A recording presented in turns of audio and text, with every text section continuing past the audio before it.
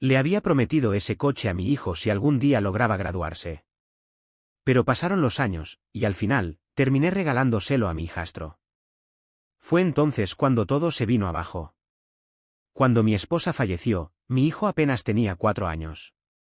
Su mundo se dividía entre largos silencios y llanto constante. Yo sabía arreglar motores, no corazones. No tenía idea de cómo consolar a un niño sin romperme por dentro. Aún así, hice lo mejor que pude. Me levantaba a las 6 de la mañana, lo dejaba en la guardería, trabajaba jornadas eternas, volvía a casa, cocinaba algo rápido. Y luego le inventaba cuentos hasta que se quedaba dormido. A veces, terminábamos llorando los dos, aunque ninguno dejaba que el otro lo notara. No era el mejor padre, pero ponía todo de mí. Y él, en su manera, también lo hacía. Los fines de semana lo llevaba conmigo al taller. Mientras yo me encargaba de reparar autos, él se entretenía jugando con tornillos viejos y herramientas oxidadas. Tenía su propio juego de llaves de juguete y siempre decía que, cuando creciera, quería ser como yo. A los 7 años, me ayudó a lavar un Chevrolet Impala 1967 que había comprado con los pocos ahorros que tenía. Estaba hecho pedazos, pero él lo miraba como si fuera una nave espacial. «Es tu favorito, papá», me decía. «Sí, me lo das cuando sea grande», insistió una vez. Yo me reí. «Si te gradúas de la universidad, te lo doy», le prometí. Y esa promesa nunca la olvidé. Pero con el tiempo, se me fue borrando el motivo que me llevó a hacerla. Cuando mi hijo tenía 15, conocí a Isabela. Ella tenía un hijo, Lucas, que en ese entonces tenía 9. Al principio, solo hablábamos de vez en cuando. Con el tiempo, empezamos a vernos más seguido. Un día, Isabela trajo a su hijo al taller. Quería que aprendiera algo práctico, algo que pudiera servirle. Al ver a Lucas, pensé en lo que era crecer con un vacío en el pecho.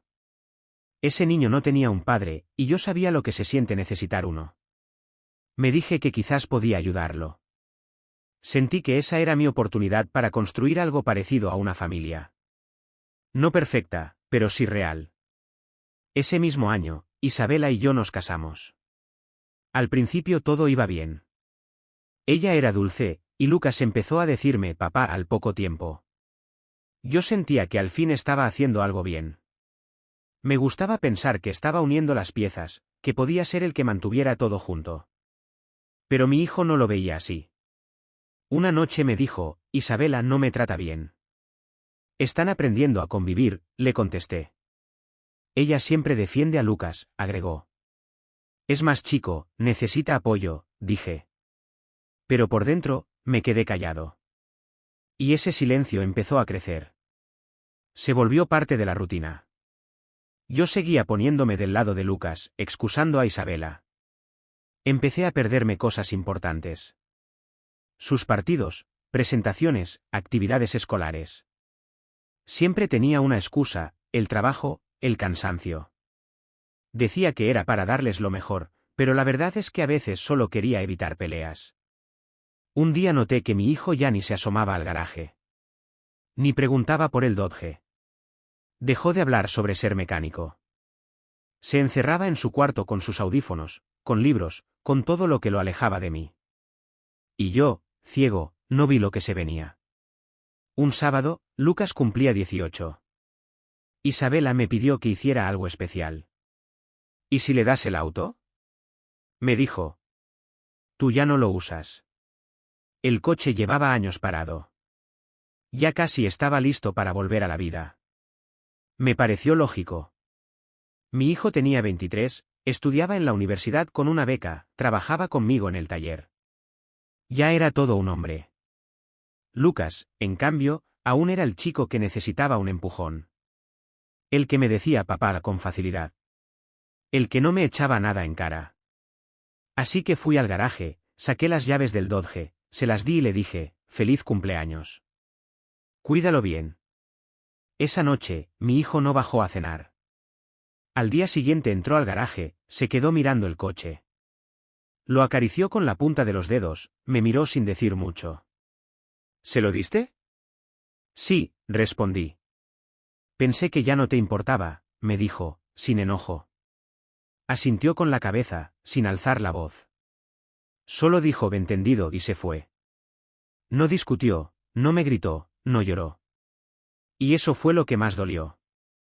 Ya no estaba enojado. Solo decepcionado. En sus ojos ya no veía a mi hijo.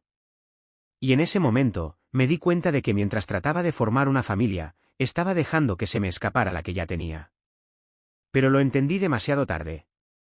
Ahí mismo, en medio del olor a aceite quemado y el sonido lejano de las sirenas que se acercaban, supe que algo se había quebrado para siempre. No solo se rompió el lazo con mi hijo, también se hizo pedazos el silencio que tanto había protegido.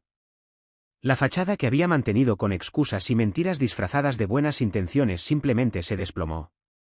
Las luces de las patrullas teñían la calle de rojo, como si todo fuera parte de una escena del crimen. Los paramédicos sacaron a Lucas del auto, inconsciente. Tenía la cabeza sangrando y la pierna torcida en un ángulo imposible.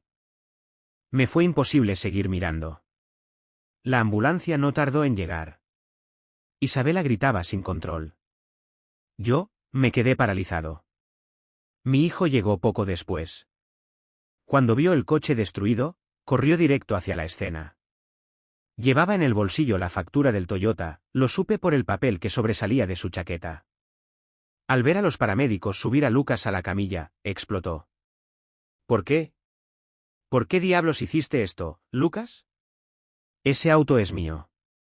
Todos lo miraron. Nadie dijo una palabra. Vamos, dilo. Dilo de una vez. Admítelo, imbécil. Di que lo robaste. Isabela se interpuso en un segundo. Basta ya. ¿No ves que está herido? ¿Es que no tienes corazón? ¿Poco corazón? Mi hijo la encaró con lágrimas en los ojos. ¿Tú sabes lo que es esforzarte más de 10 años para ganarte algo y que te lo arranquen como si no valiera nada? ¿Sabes lo que duele que tu propio padre te diga, sin decirlo, que ya no mereces lo que te prometió? El único sonido que quedaba era el pitido constante de la máquina de oxígeno. Lo tomé del brazo, intenté alejarlo de todo eso. Por favor, hijo, cálmate. ¿Cálmame? Papá, me está arruinando la vida. Está diciendo que se lo presté. Eso no es cierto. Gritaba, mirando a todos lados, incluso al cielo. Ya veremos cómo se arregla todo esto, intenté decirle. No, me interrumpió, alzando la factura como una bandera de guerra. Si tú no pones las cosas en orden, lo haré yo. Tienes 2 días. Y se fue, sin darme tiempo a decir nada más. Isabela me lanzó una mirada cargada de furia. ¿2 días para qué? Preguntó. Para que hable con Lucas, y con la policía. Tiene que decir la verdad. Ella se rió, pero no fue una risa alegre. ¿Y qué? ¿Quieres que mi hijo termine en un reformatorio? ¿Estás loco? No es justo. Ese auto no era suyo. Está herido, y tu hijo lo está acusando como si fuera un criminal. Ya es un adulto. Que actúe como tal. Esto no es el fin del mundo. Para él sí lo es, murmuré, más para mí que para ella. Isabela me miró como si ya no reconociera en mí al hombre con el que se había casado. Esa noche no pegué un ojo. Me senté en la sala, con el teléfono en la mano, mirando la pantalla como si ahí estuviera la solución. Pero no sabía ni por dónde empezar. Ni cómo pedir perdón por tanto daño. Al día siguiente, hablé con mi hijo. Solo te pido algo de tiempo. Voy a hablar con Lucas, a resolver esto. Por favor, no lo denuncies aún. Me miró con una expresión que lo decía todo. Como si hubiera esperado esas palabras por años, pero no porque quisiera escucharlas, sino porque confirmaban lo que ya sabía. ¿Otra vez lo mismo? ¿Otra vez me vas a pedir que sea yo el que entienda? ¿Que me sacrifique por tu nueva familia? No es eso. Claro que lo es. Me interrumpió. Estoy harto de tener que ser el adulto en esta casa. Tú eras mi héroe, ¿sabes? Pero también fuiste el que me enseñó que prometer no cuesta nada, y romper una promesa, aún menos. Justo en ese momento, Isabela salió del cuarto de Lucas, con el rostro desencajado. ¿Otra vez con lo mismo? No somos tus enemigos. Esto es lo que hace la familia, se ayuda. Mi hijo levantó la factura, con firmeza. Ustedes no son mi familia. Y si siguen protegiendo a Lucas, me largo. Pues lárgate. Gritó Isabela. Y que no se te ocurra volver. Y se fue. Se fue de verdad. Y lo peor de todo, es que no lo detuve. Solo lo vi alejarse, como si supiera que esa era la última vez que cruzaba esa puerta siendo parte de esta casa. A partir de ese momento, lo único que quedó entre estas paredes fueron escombros disfrazados de familia. Isabela no me dirigía la palabra. Lucas seguía hospitalizado, sedado por el dolor, y yo caminaba por la casa como si fuera un extraño, como si ya no perteneciera a nada. Hasta que un día, llegó la citación. Mi hijo había presentado la denuncia formal por robo. Y el seguro ya la estaba procesando. Eso significaba una sola cosa: Lucas enfrentaría cargos. Penal y civil. Porque tomó un auto que no era suyo. Porque era menor. Y porque, para la ley, mi hijo no era su hermano. Solo era la víctima. Cuando Isabela lo supo, estalló. Rompió un vaso contra la pared. ¿Cómo pudiste permitir esto? Estás destruyendo la vida de un buen chico por puro capricho. Tú tienes la culpa. ¿Isabela? No. No me digas que me calme. Haz algo. Tú lo soltaste. Tú lo traicionaste como si fuera basura. ¿Ya basta? Haz algo. ¿Qué quieres que haga? Pregunté, derrotado. Mi hijo tiene razón. Ah, sí. ¿Y qué hay de Lucas? ¿Y de mí? ¿Y si no podemos pagar los daños? ¿Quién lo va a sacar de este lío? Tú ni siquiera lo adoptaste. No eres nada legalmente. Esa última frase me dolió como una cachetada. Porque era verdad. Nunca lo adopté. Siempre lo fui dejando para después, y ahora ese después ya no existía. Entonces véndela, me dijo Isabela, con rabia en los ojos. Vende la casa. Usa el dinero para pagarle un abogado. Salva a esta familia. Haz algo. No. ¿Cómo que no? Porque esta casa es lo único que me queda de mi verdadero hijo. Fue como si la hubiera golpeado. Se quedó inmóvil. ¿Qué dijiste? Es la verdad. Esta casa la levanté con él. Cada pared, cada mueble, cada rincón tiene algo de nosotros. El taller es suyo. El garaje, también. Y tú me hiciste elegir. Y yo elegí mal. Se quedó callada. Pero con los ojos, me escupió. Eres un cobarde. Un hombre patético que no supo ser padre ni de uno ni del otro. Te aferras a esta casa porque es lo único que te queda. Pero ni eso tienes ya. Y se fue. Esa noche, recibí un mensaje de mi hijo. No espero que me entiendas. Solo quiero que no me busques. Ya no tengo familia. Tú ya no eres mi padre. No lloré. No grité. Solo apagué el celular y me senté en el garaje, mirando el hueco donde solía estar el Dodge. Lucas había dejado todo hecho un desastre, grasa por todas partes, herramientas fuera de lugar, como si fuera a volver a usarlo en cualquier momento. Y ahí me quedé. Pensando en todo lo que hice por tratar de arreglar mi vida. Por tener una familia. Por ser un buen hombre. Por intentar no fallarle a nadie, excepto al único que siempre estuvo ahí para mí. Al día siguiente, Isabela volvió a aparecer, esta vez con una amenaza en la boca. Voy a demandarte. Si no vendes esta casa, te arrastro conmigo. No le dije nada. No porque no tuviera palabras, sino porque ya no tenía fuerzas para seguir peleando. Y además, en el fondo, ya lo sabía, eso ni siquiera era lo peor. Lo peor era que, aun ganando, aunque lograra quedarme con la casa, ya lo había perdido todo. Lo supe al sentarme solo en el comedor, frente a una mesa puesta para 5, mientras el silencio se comía cada rincón. Ya no quedaba nadie. Isabela se había ido, esta vez de verdad, llevándose lo último que le quedaba, un poco de dignidad y todo el rencor acumulado. Lucas seguía encerrado en el reformatorio. Ni siquiera me dejaban verlo. No era su tutor legal. Nunca lo fui. Y mi hijo, bueno, él se había ido de la única manera que duele de verdad, sin decir adiós, sin insultos, solo con ese silencio frío que mata más que un grito.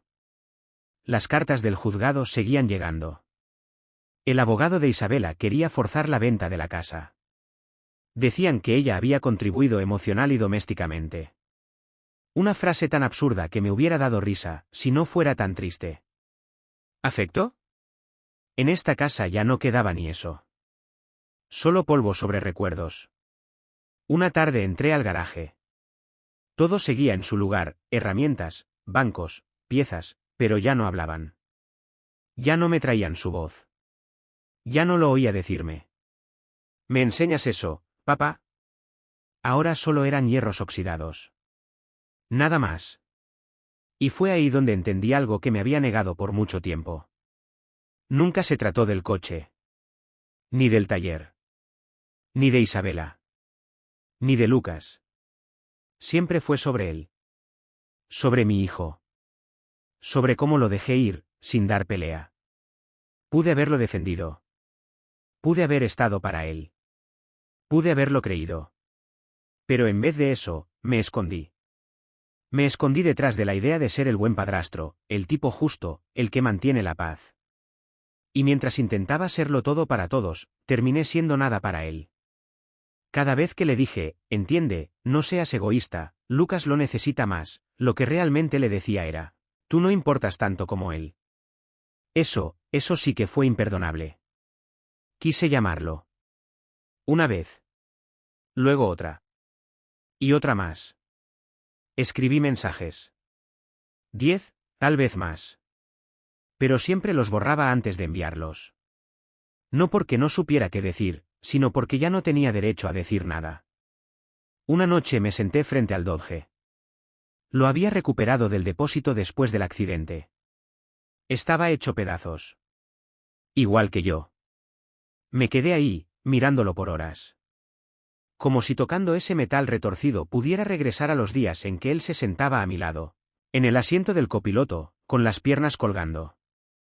Y me decía, con esa sonrisa suya. Cuando me gradúe, este coche va a ser mío, ¿verdad? Y yo le decía que sí. Que se lo prometía. Qué fácil es prometer cuando uno cree que siempre tendrá tiempo para cumplir. Esa noche soñé con él. Entraba al taller, tomaba una llave inglesa, se agachaba junto al auto y decía: Bueno, ¿por dónde empezamos? Me desperté con lágrimas en los ojos. No por el sueño, sino por despertar. Porque al abrir los ojos, supe que ya no hay por dónde empezar. Isabela no volvió. Lucas tampoco. La demanda sigue en pie. Pero ya no me importa. Pueden quedarse con la casa si quieren. El único hogar que conocí se fue con él. Y yo me quedé aquí. En la carcasa vacía de lo que una vez fue una familia. Solo. Con la culpa. Con este garaje como único testigo de todo lo que fui, y de todo lo que nunca supe ser. Ser tu padre fue lo mejor que me pasó en la vida. Y también, lo que más arruiné. No sé si esta carta algún día llegará a tus manos. Tal vez solo la escribo para sentir que aún tengo algo que decirte. Tal vez es mi manera de pedir perdón, aun sabiendo que no tengo derecho a hacerlo. Pero aquí estoy. Frente a esta mesa vacía. Con una hoja. Un bolígrafo. Y lo único que me queda, esta culpa que no se va. Hijo, no voy a disfrazarlo, te fallé. Y no por el coche. No por Lucas. Te fallé porque cuando más me necesitabas, yo te puse en pausa. Porque cuando me dijiste que algo andaba mal, yo te hice creer que la culpa era tuya. Te pedí que maduraras, que entendieras, que fueras fuerte. Te exigí ser un adulto cuando aún eras solo un niño. Y cuando finalmente te volviste uno, te traté como si fueras prescindible. Ese Dodge no era solo un auto. Era la promesa de que, pase lo que pase, tú y yo teníamos algo nuestro. Algo intocable. Algo que no dependía de nuevas familias, ni de hermanastros, ni de mis errores. Y yo, lo regalé. Como si no valiera nada. No entendí lo que rompí hasta que vi tu coche estrellado contra ese poste. Hasta que gritaste con la factura en alto. Hasta que dijiste, ya no eres mi padre. Desde ese día, no ha pasado uno solo sin que escuche esas palabras dentro de mí. Isabela me odia. Lucas está pagando. La casa está vacía. Pero nada de eso me duele tanto como no tenerte cerca. Lo intenté. Pero lo hice todo mal. Y ahora, ni siquiera sé si hay algo que aún pueda arreglarse. Te escribo sin esperar respuesta. Solo para que sepas que sí, me importaste. Mucho más de lo que supe demostrar. Fuiste mi mundo. Y yo, solo te di las sobras. Y aunque ya no me llames papá, aunque me hayas borrado de tu historia, yo nunca dejaré de considerarte mi hijo. No por obligación. Sino por amor. Por todo lo que fui cuando estábamos juntos, y por todo lo que dejé de ser cuando te perdí. Te extraño todos los días. Te amo, aunque no quieras. Y te escribo esto, sabiendo que no me lo merezco. Donde sea que estés, ojalá seas feliz. Mucho más que yo. Siempre tuyo, aunque tú ya no seas mío. Papá.